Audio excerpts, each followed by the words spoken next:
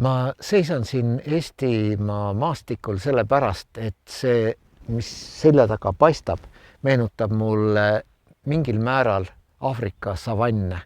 Aafrika savannides olen ma mitmeid kordi käinud ja sealgi on suured lagedad ja seal üksikud puud, üksikud põõsad nendel lagedatel. Ja ajaloolased ütlevad, et need kõige vanemad, meie esivanemad, just sellistes Aafrika savannides liikusid ja küttisid ja korilesid. Ja miks ma siin ikkagi olen, on just see, et teemaks on täna inimkonna küttimise ja koriluse eluviis.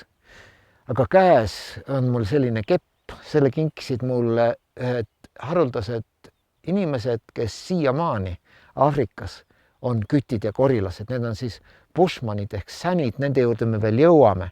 Ja see kaevekepp on siis väga lihtne. Tal on üks ots on nagu labida moodi tehtud, siin peal on mingid maagilised märgid ja kui ma nende sänid ja bushmanitega seal ringi käisin, siis nad väga osavalt tegutsesid ja leidsid maa seest igasugu söödavat, juurikaid, mingisuguseid putukaid ja muud.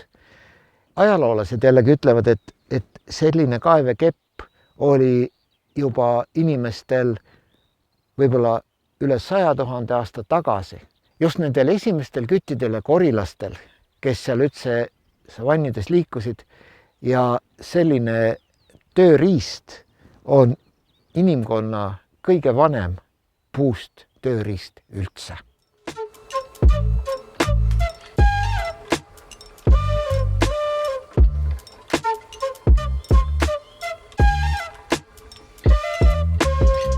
Kuid kui nüüd mõelda, et mis aegadest saadik need meie kauged esivanemad seal Aafrikas selle küttimise korilusega alustasid, siis nad alustasid tegelikult 100 000 aastaid tagasi. Ja siis need esimesed esivanemad, kes nüüd Aafrikast juba välja läksid, nemad läksid umbes 70 000 aastat tagasi. Ja nad olid pidevalt liikvel, väikesed inimrühmad ja pidevalt otsisid endale midagi söögipoolist ja kuidagi püsisid elus. Ja kui nad niimoodi edasi läksid, siis kõigepealt nad jõudsid Euraasiasse, aga selle järel juba Austraaliasse, Ameerikasse, Okeaaniasse ja nii edasi. Ja niimoodi aega pidi see maailma hõivamine käis ja see käis alati jala liikudes. Vahetevahel liiguti ka paatidega mööda järvesid ja jõgesid ja rannikulähedasel merel, aga peamiselt ikkagi jala. Aga võib-olla siinjuures tasub hetkeks mõelda selle peale, et mida tähendab üldse kütid, korilased. Kütid, see tähendab seda, et nad siis küttisid loomulikult, said liha ja vahel ka kalastasid ja püüdsid veeloomi. Ja teine oli siis nagu korilus, mis oli siis mingi taimede osade, söödavate viljade otsimine.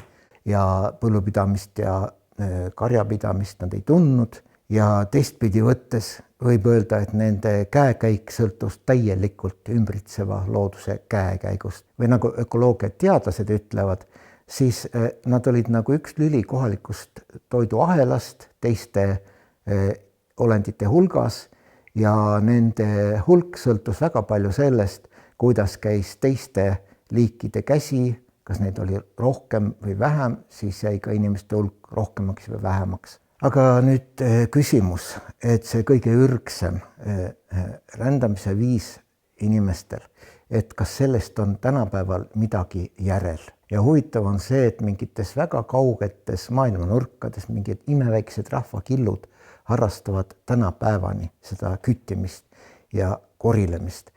Ja ma olen päris palju maailmas ringi liikudes sattunud mõnede selliste rahvakildude juurde. Ja siit edasi ma tahangi nüüd rääkida 2 sellisest rahvast, kellega ma olen ise kokku puutunud. Ja esimesena siis kõneleks bushmanitest ehk sänidest, kes elavad Aafrikas ja teisena siis metsakoruvaidest, kes elavad Uus-Guinea saarel. Niisiis kõigepealt need bushmanid ehk sänid. Nemad elavad tegelikult seal Aafrika mandri päris lõunapoolses osas ja kõige rohkem on neid tänapäeval Botswana vabariigis, aga ka Lõuna-Aafrika vabariigis ja ka Namiibia vabariigis. Sealkandis laiub hiigelsuur Kalahari poolkõrb, tohutult palju suurem kui on Eesti. Ja see ongi tegelikult nende sänide ajalooline kodumaa. Võib-olla kõigepealt selle rahva nimetusest, siis Bushmanid ja sänid. Esimene nimetus Bushmanid on pandud siis õieti valge kolonisti poolt ja need tähendasid siis muidugi võsa inimesi. Ja nüüdsel ajal loevad nad ise seda selliseks rassistlikuks. Neile see ei meeldi ja säni nimetus meeldib neile rohkem, sest selle nime andsid neid mustanahalised naaberrahvad, kes neil seal lähedal elasid. Ja praegu on neid sänisid kokku selle siigelsuurel alal kuskil 100 000 inimest. Ja muidugi väga valdav osa nendest inimestest on unustanud täielikult küttimise koriluse, nad elavad kuskil linnades, asulates ja tihtipeale ka niisugustes Aafrika segakülades.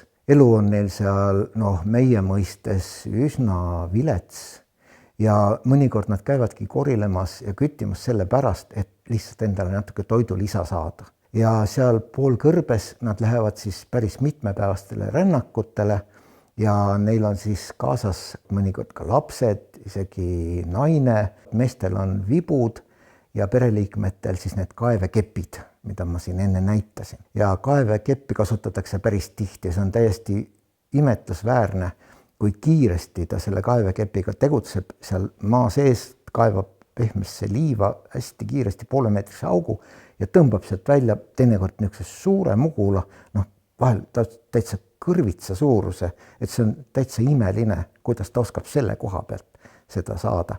Ja tihti on need suured mugulad hästi veerohked ja sellega saab siis kõrbes ka kustutada janu.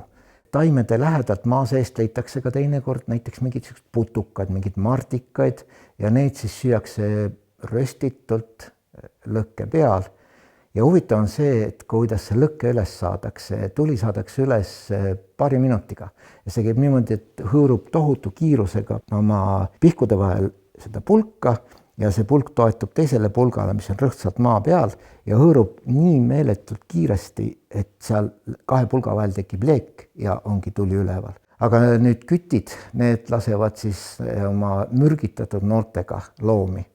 Ja see mürk ei hakka kohe mõjuma, mis tähendab seda, et kütt peab jälitama seda saaki päris kaua ja kui see on suur, näiteks antiloop nimega Oryx, siis mõnikord peab see mees jälitama seda looma lausa päevade kaupa, enne kui see antiloop siis nii ära kurnab enda, et kütt pääseb ligi ja surmab ta siis odaga. Ja neid väga iidseid kõrbetarkusi, kuidas ellu jääda, oli äärmiselt põnev nende sänide juures õppida. Ja peame ütlema, et neid inimesi, kes praeguseni seda mäletavad, on seal üsna vähe ja mul tekkis kurb tunne, et juba mõne põlvkonna jooksul kaob see väga haruldane tarkus sänide hulgast lõplikult. Aga nüüd siit edasi läheksime selle teise küttide korilaste rahva juurde, ja nemad elavad hoopiski Okeaania maailmajaos Uus-Guinea saarel. Meil oli täna tutvumisõhtu ja paistab, et läks hästi. Oleme vist sõbraks saanud. Nad tulevad, saadavad meid oma aegumiskohta. See saar on meeletult suur, umbes 18 korda suurem kui Eesti. Maailma suuruselt teine saar ja otse selle keskel elavadki need metsakorovaid. Neid on väga vähe, kokku on rahvast umbes 3000 inimest. Ja sinna minna on tõeline kannatuste tee. See oli täitsa omaette ekspeditsioon, kuidas me sinna läksime. Vahel oli isegi elu ohus. Ja just sellepärast, et nende looduslikud tõkked sinna minekuks on nii suured, siis nad ongi seal eraldatuses säilitanud oma ülimalt iidsed eluviisid. Vähemalt see pere, kelle juurde me siis jõudsime, kelle juures me mõnda aega ka elasime, ütles, et nad ei ole kunagi kohanud elus valget inimest. Ja nende eluasemed, uskuge või mitte, asusid puu otsas, õigemini siis maha lõigatud puutüve peal ja sinna üles ronida tuli niimoodi, et läksid mööda väga peenikest latti pidi ja muidugi kaitses selline onn väga hästi vaenlaste eest. Võiks tõesti öelda, et kodu oli nende kindlus. Aga oli huvitav see, et selles peres ei olnud ühtegi metallist eset. vaid kõik asjad olid millestki muust, näiteks kivist, kivikirved igapäevases kasutuses ja sellise primitiivse kivikirvega langetasid mehed päris jämedaid saagopalme ja seda nad langetasid sellepärast, et saagopalmi sisu on inimesele söödav, väga kaloririkas ja see on kõige tähtsamaks toiduks nendele korovaidele siiamaani. Aga nende rändlemine käiski õieti selle järgi, et kus seal ääretus metsas olid looduslikud saagopalmisalud. Elati nii kaua ühe saagopalmisalu juures, kuni kõik oli ära tarvitatud, siis koliti järgmisse kohta ja niimoodi nagu ringeldi selles lõputus metsas, nii et vahepeal jõudis saagopalm täielikult uueneda ja kui jõuti sinna võib-olla mingi 15-20 aasta pärast sinna kanti tagasi, siis olid seal jälle saagopalmid, mida võis kasutada ja millest korovaid said seda oma igapäevast leiba. Ja ajaloolased ütlevad, et korovaid on elanud sellist elu tuhandeid aastaid.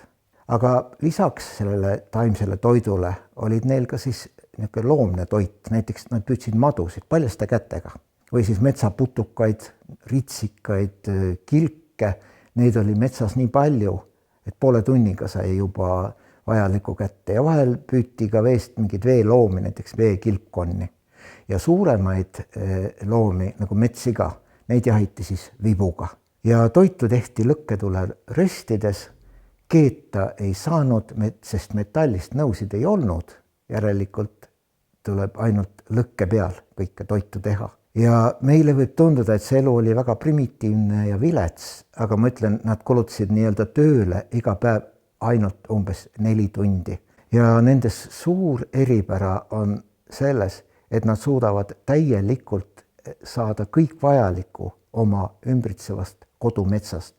Nii tarbematerjali, toidu ja ellujäämiseks pole neile üldse vaja seda tsivilisatsiooni, seda väga keerulist ja globaalset tsivilisatsiooni, milleta meie oma elu üldse ei oska ette kujutada. Ja kui niimoodi mõelda, siis sellistel kultuuridel nagu korovaidel ja siis seal sänidel Aafrikas on tohutu suur väärtus. Esiteks see, et sealt me saame aimu, kuidas elasid meie väga kauged esivanemad, aga teiseks see, kuidas toime tulla ainult looduse varal ilma igasuguse väljaspoolse abita.